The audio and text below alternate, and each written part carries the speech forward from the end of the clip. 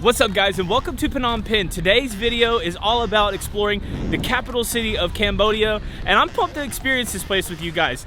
It's going to be an interesting day. We're gonna dive into the foods, we're gonna go and visit some markets, as well as get into some of the history here in Cambodia. But first we need some coffee. Yes. Per usual, coffee's first. We're staying right down the road from a spot called Backyard Cafe, and it had really high ratings online, so that was the natural spot to kick things off. This cafe imports beans from nearby Vietnam and Laos, and it's generally known not only for having great coffee, but also for having some pretty awesome smoothies. Yeah, it's really good. But I've also got the taste buds of like a 4-year-old, so basically it's good though. Coffee was great, but it's time to dive a little bit more into the history here in Phnom Penh. The Royal Palace and Silver Pagoda are iconic symbols of the city and are must-sees on any visit, even if you only check them out from the outside. The Royal Palace was built in 1866 by King Norodom and is one of the most significant sites in Cambodia. It's also the official residence of King Norodom Sihamoni. Visitors can explore several impressive structures within the palace walls, such as the Chak Tamak Hall, the Throne Hall, the Francois Bizot Library, and the Royal Yard. Additionally, the palace is known for its lush gardens and unique design, which is a mix of Khmer and French colonial styles. We're not able to film the interior of the palace hall, but one thing that I did notice is, in amongst the chandeliers, all of the gold everywhere, it's very beautiful. You can tell that every little bit of detail was taken into consideration when decorating, when painting, when putting that palace hall together.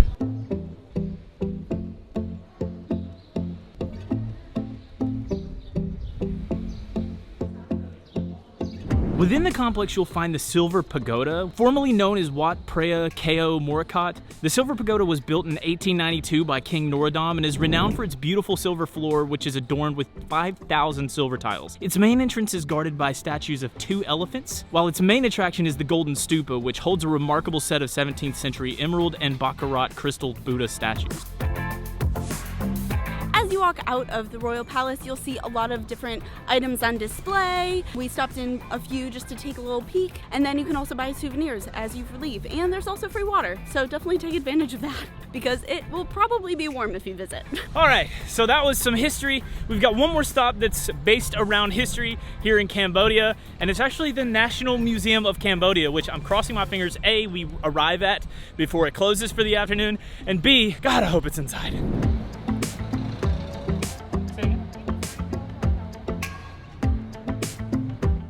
This big red building behind me, it's made in the traditional Khmer architecture style, which in my opinion is the most beautiful style that I've ever seen. I love this style. Thailand's got beautiful buildings, Vietnam's got beautiful buildings, but it just, to me personally, I don't think anybody in history has done architecture quite like Cambodians and the Khmer style. It is so beautiful from Angkor Wat all the way down here to Phnom Penh. These buildings are stunning. And we were planning on going inside, but it is $10 each to go in, and then you can't take pictures or film anything like that. But this is a really good spot if you want to learn a lot more about the history here in Cambodia. Unfortunately, we're not going to pay the $20 to get inside, as I said, just because we can't film. Also, we want to put to bed a few rumors that are being told outside. It is not closed. This building closes at 11:30, and the palace closes at 11. So keep that in mind. They sell tickets up until they close. Yeah, we kept being told by some tuk-tuk drivers everywhere we went, basically. They're like, oh no, it's closed, you missed it. I think they were just trying to sell us a tuk-tuk tour, which I understand, I respect the hustle, but it's not true.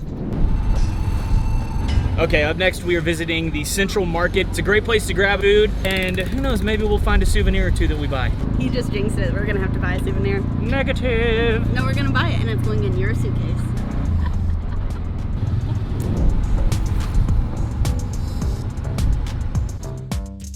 The Central Market in Phnom Penh is an iconic landmark of the city that draws in thousands of visitors every day. It's a bustling marketplace full of local vendors selling a variety of goods ranging from clothes to jewelry to souvenirs to electric goods. The Central Market is a great place to explore and bargain for unique items, and it even looks like you can get your hair done. There's a fish market here somewhere. Why is that? Smell it.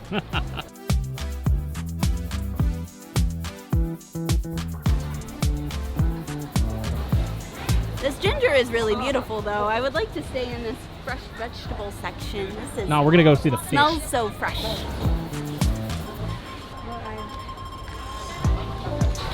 I feel like this is as authentic as it gets. We're right here in the Central Market, and we just stopped because the food looked good here at this little vendor. And there are little vendors spread out all through this little area, but this one just jumped out to us. I don't know why, but I'm really excited about it. That's how you make the meal really good.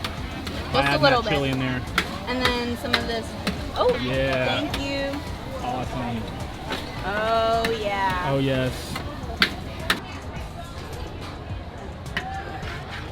This is really good. It's very similar to something that I'm gonna get later tonight, but instead it's like it's very fresh. It's got a lot of vegetables. The garlic, though, that garlic stuff is, I think, what makes this. Yeah. What's that sauce? Yeah. I don't know. I'm gonna try it.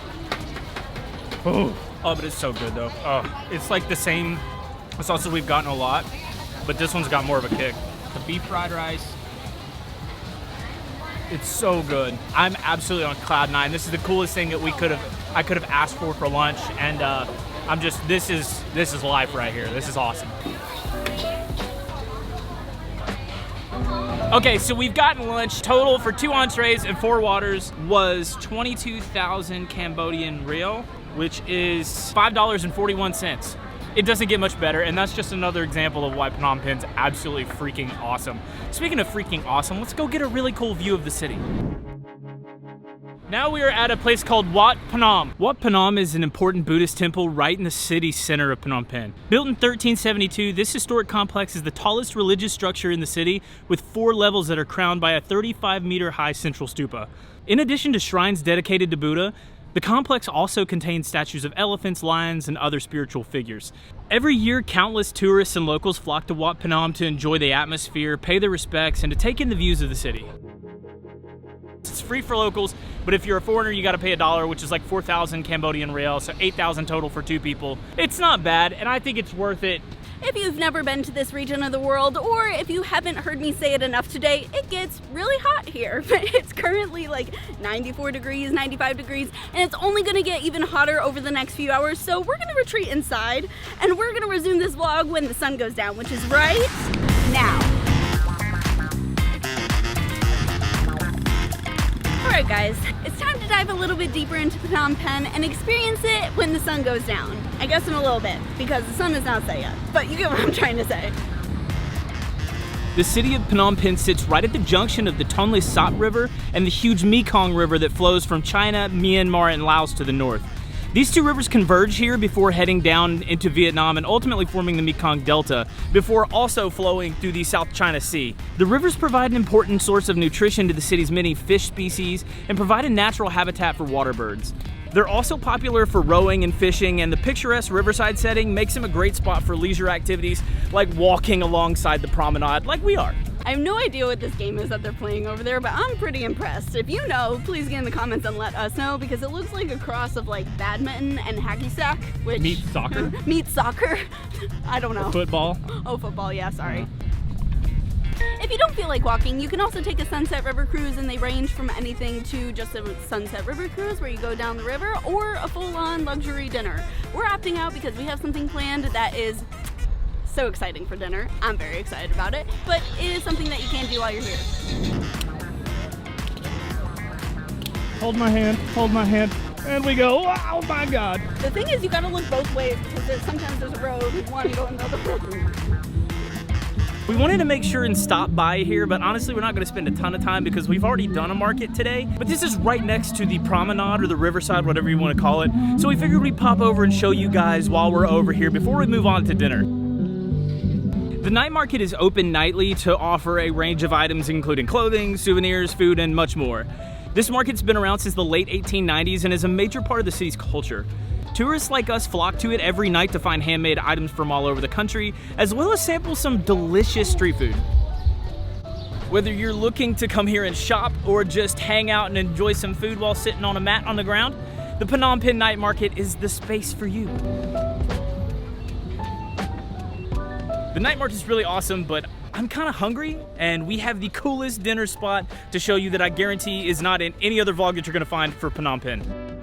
Yeah, but but we gotta find it. That's the hardest part. So how are we finding our dinner spot? I took a picture when we were at dinner the other night, and I'm hoping that it saved the location and I can get us there quickly, but if not, we will have to browse for a while. Our dinner spot tonight is not a place that you're gonna find on Google Maps, at least not that we could find. So we will put the GPS coordinates now down in the description of this video because the food's phenomenal. We came here our first night when we arrived in Phnom Penh and we're blown away.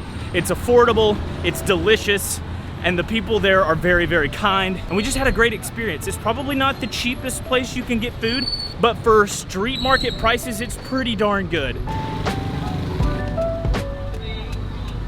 We found it. It's here. It looks like the street is all full of these types of restaurants, so it's probably here for good. Hello. Perfect. Thank you.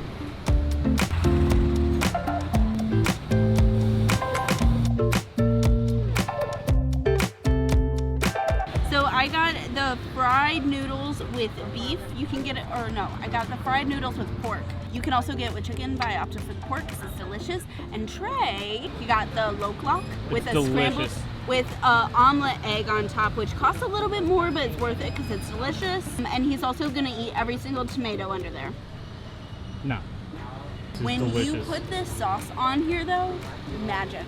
Magic happens. If you know what this lovely mixture is, please let us know in the comments. Dump it all on. I'm official because I get chopsticks. Trey gets a fork. To be fair, I suck at chopsticks, so they probably recognized it the moment they saw me.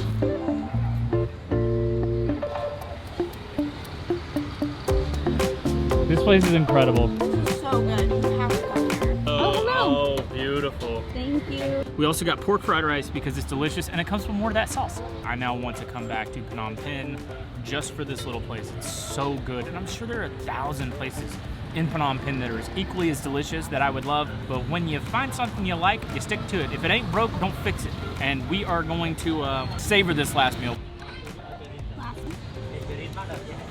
Don't cry because it's over. Smile because it happened. I wasn't gonna cry until he said that. It's so good. But if you're looking for something a little bit more touristy and want to go to the tourist spots, then our next spot is right up your alley. See what I did there? Alley.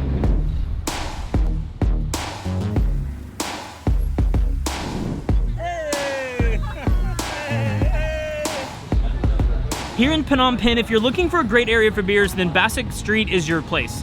You can go down the main strip, down by the riverfront for nightlife if that's your aim, but we enjoy a bit more of a relaxed atmosphere, and BASSAC Street provides that. So, thank you, brother. Honestly, we didn't know anything about this place until a few nights ago when we came here with our friends that we met in Siem Reap. Shout out Patrick and Jen. But we're so glad that they showed us this place because it's fabulous and the beer's cheap, and that's all we can ask for. Isn't that right? That is correct. Yes. You can find all kinds of things down BASSAC Lane. You can find beer, you can find tapas, you can find just good old Cambodian street food. Cambodia has absolutely surprised us. I didn't think that either one of us knew what to expect. Yeah. Like, we really didn't know. Maybe we knew a little bit about Angkor Wat. Maybe Siem Reap. Maybe Siem Reap, but we didn't really know a ton about the history here or about Phnom Penh. And when we got here, we were insanely blown. Our minds were... In any case, I feel like I'm wrapping this video up without really knowing I was wrapping it up. So we'll see in a few days when we head back to Thailand because we are finally going to a beach. Like, subscribe if you're new, and we'll see you in a few days.